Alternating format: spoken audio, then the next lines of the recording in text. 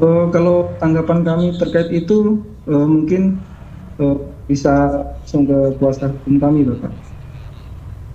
Kalau dari orang tua seperti apa? Karena sebelumnya informasi yang kami dapatkan mediasi sempat dilakukan. Kemudian mediasi ini tidak berjalan lancar atau gagal katakanlah begitu. Apa yang membuat ini tidak berjalan?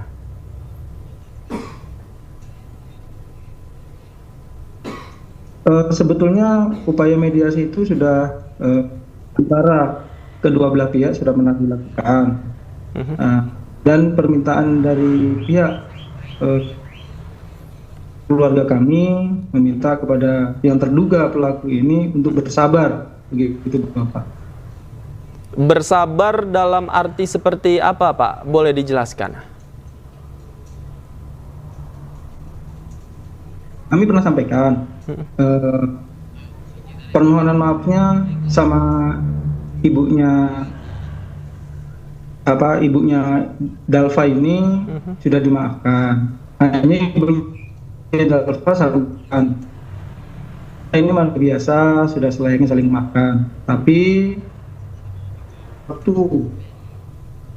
untuk melihat kondisi anak saya, menata hati saya untuk menerima perlakuan yang anak saya terima, seperti itu. Kawan, jumpa lagi dengan Toro Channel ya. Bismillahirrahmanirrahim. Assalamualaikum warahmatullahi wabarakatuh. Oke kawan, kali ini kita simak ya bapak daripada terduga korban si bocil itu yang katanya di sabet pakai sapu oleh Ibu Supriani ya. Yang dimana kasus itu banyak yang menduga kasus itu adalah kasus kriminalisasi ya. Dan kini dalam posket secara daring, bapak dari terduga korban itu yang bernama Aibda W ya, Aibda Weski, kena mental. Di sini saya duga kena mental bosku ya. Kenapa kena mental? Ya, karena dalam semua pertanyaan yang ditanyakan dari stasiun TV, ini jawabannya itu meragukan ya. Nah, jadi judulnya itu Aibda W ya, oknum ini tertekan ya. Seusai guru honorer Supriyanti beberkan soal permintaan uang damai sebesar 50 juta rupiah ya. Oke, kita lanjut. Jadi dalam pertanyaan-pertanyaan itu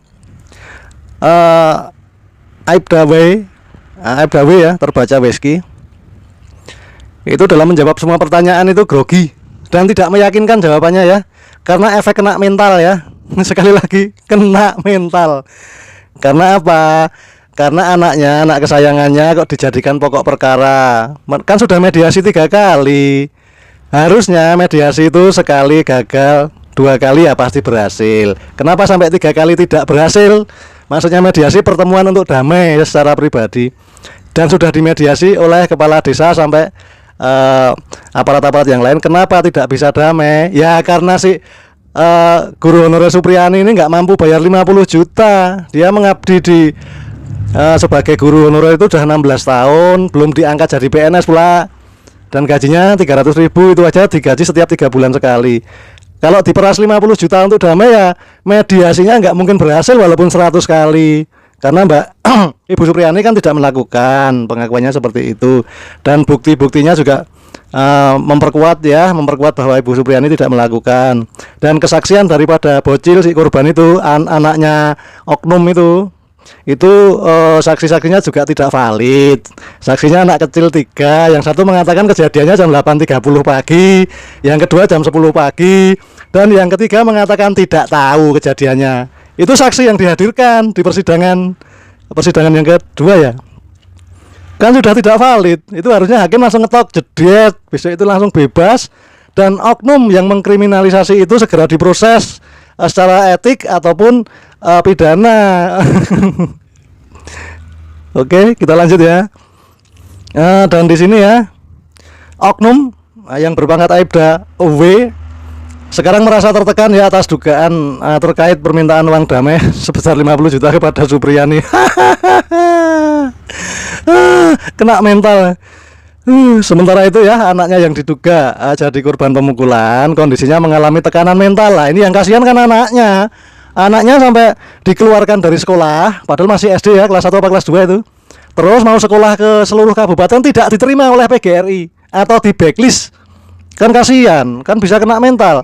Itu bisa lama-lama bisa depresi, bisa murung dan akhirnya bisa masuk RSJ loh. Saya duga seperti itu. Wah, ini sangat berbahaya, kasihan tuh anaknya itu ya. Ya, sebagaimana diinformasikan bahwa Aibda W adalah orang tua yang melaporkan Guru Runner Supriyanti atas dugaan penganiayaan kepada anaknya di sekolah. Oke, untuk lebih jelasnya langsung kita simak saja. Gas yuk kita simak.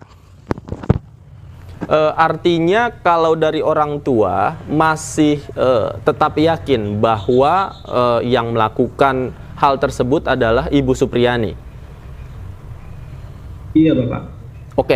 Oke, saya garis bawahi. Saya ke Pak Andri. Pak Andri, tanggapan Anda seperti apa? Betulkah mediasi kemarin gagal ketika Supriyani ini disuruh bersabar? Iya, mediasi memang itu kan sudah beberapa kali dilakukan. Ya. Pada tahap penyidikan sebelum ke penuntutan itu sudah berapa kali. Tapi intinya sebagaimana yang kami sudah sampaikan sebelumnya bahwa mediasi ini tidak tercapai karena adanya permintaan sejumlah uang yang tidak bisa dipenuhi oleh Supriyani. Itu. Jadi 50 juta gitu. Jadi ini kenapa tidak bisa tercapai seperti itu. Nah, kemudian terkait dengan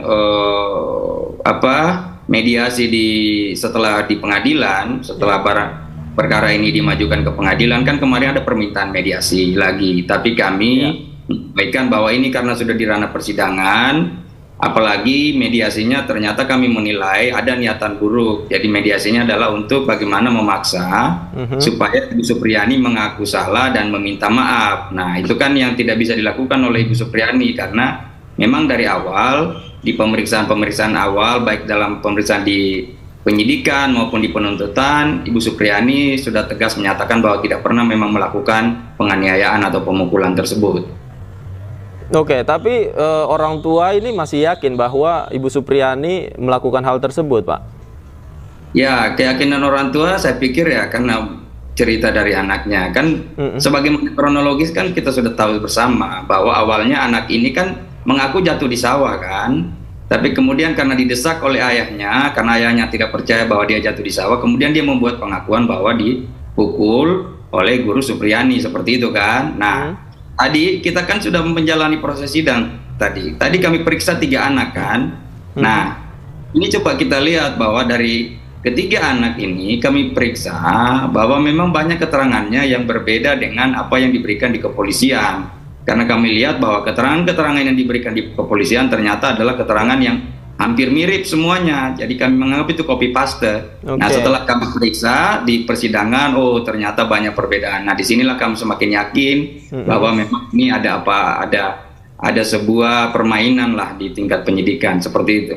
Oke, saya kembali ke Pak Wibowo. Pak Wibowo, nama Anda sebagai orang tua korban ini kan kerap dikaitkan dengan proses hukum yang berjalan pada Supriyani, bahwa proses hukum ini diduga begitu ya, ada intervensi, kemudian juga ada campur tangan dari pihak keluarga korban. Tanggapan Anda?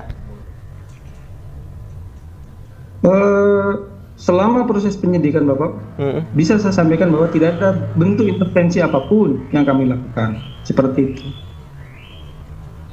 Jadi tidak ada bentuk intervensi yang dilakukan. Kalau dengan tadi katanya Pak Andri mengatakan mediasi ini ada niatan buruk, katanya bertujuan untuk Supriyani mengaku kesalahan dan meminta sejumlah uang, tanggapan Anda? Pak Wibowo? Terkait itu, Bapak, itu fitnah yang sangat luar biasa yang menimpa keluarga kami. Kami tidak pernah meminta sepeser pun. Ini Pak perlu digarisbawahi, kami tidak pernah minta sepeser pun kepada pihak keluarga terduga pelaku. Proses mediasi itu dilakukan pada saat yang bersangkutan datang bersama kepala desa, menyampaikan itu dan saya sampaikan. minta tolong untuk bersabar, seperti itu. Oke, kalau dari cerita anak Bapak tadi dikatakan sempat katanya jatuh di sawah. Sempat disampaikan cerita ini kepada Bapak? Pada saat dimandikan oleh ibunya di hari Kamis, ini menurut keterangan ibunya bahwa yang anak ini menyampaikan ini kenapa, sehingga anak saya itu menyampaikan jatuh sama papa, seperti itu. Jatuh Pak ya, bukan dianiaya yang diceritakan. Nah, setelah di hari Kamis itu, karena posisi saya sementara tidak di rumah, di hari Jumatnya Bapak, perlu saya sampaikan, pada saat saya mau memandikan anak tersebut untuk sholat Jumat, istri saya menyampaikan, Pak, coba dilihat bekas luka di belakang pahanya Mas, kan dia dipanggilnya Mas. Ya. Nah, setelah saya periksa, setelah saya lihat, saya sampaikan ke istri saya, loh, kenapa seperti ini? Nah, katanya jatuh sama papa. Di mana? Nah, coba perjelas. Nah, setelah ditanya sama ibunya, anak tersebut mengaku bahwa telah dipukul oleh ibu gurunya atas nama Supriyani. Oke, artinya hal itu terucap secara langsung ya dari anak Bapak. Oke, saya ke Pak Andri. Oke, sebelum saya ke Prof Puji, saya ke Pak Andri. Pak Andri, informasi terbaru, ini ada teror yang mengatakan bahwa mobil yang kerap ditumpangi oleh Supriyani ini ada yang pernah ditembak begitu. Anda menerima informasi ini? Iya, kebetulan saya di sana kan. Mobil itu memang pada sidang hari pertama itu digunakan oleh Supriyani untuk pergi dan pulang sidang. Kemudian hari kedua mobil itu juga tetap ikut mengantar. Nah, pas pulang itu kemudian mobil itu sempat keluar, dan pada saat mau kembali ke rumah jabatan camat, ada di sopirnya itu mendengar suara keras menghantam mobil. Kemudian pada saat itu berhenti dan melihat, oh, ada orang yang lari ke arah semak-semak baju putih sambil kemudian juga kaca mobil itu bisa dilihat pecah seperti itu. Nah, itu kan kemudian dilaporkan di polisi. Sudah dilaporkan dan betul itu hasil penembakan? Nah, itu yang kita lagi tunggu dari hasil laboratorium forensik ya. Katanya laboratorium forensik yang akan periksa. Tapi kan dari foto-foto yang beredar kita bisa lihat bahwa kaca itu ada tekanan kuat lah yang kena sehingga dia pecahnya banyak gitu. Oke, Pak Wibowo, Anda tahu hal ini? Ada penembakan terhadap mobil yang kerap ditumpangi Supriyani?